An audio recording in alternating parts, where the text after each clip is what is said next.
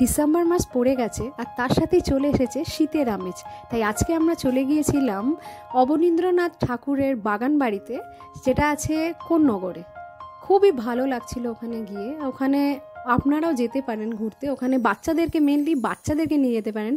আমি এখানে এত আনন্দ করছিলাম যেন নিজের ছোটোবেলাকে খুঁজে পেয়েছিলাম। খুব দোলনা তুলছিলাম, খুব মজা করছিলাম। আর ওখানে গঙ্গার ধারে এই বাগান বাড়িটা, এত শান্তি জায়গা, ওখানে এত ভালো লাগে ওখানে বসে থাকতে, গঙ্গার ধারে বসে থাকতে খুবই আনন্দ করলাম। আর এই শীতকালে ওখানে গিয়ে আপনাদের ভীষণ ভালো লাগবে। অবনীন্দ্রনাথ ঠাকুরের বাড়িও আছে ওখানে, যেখানে উনি থাকতেন, ওখানে উনি লিখতেন। অনেক পুরনো জিনিসও দেখলাম ওনার। নেক্সট ভিডিও নিয়ে আবার আমি আপনার কাছে আসবো।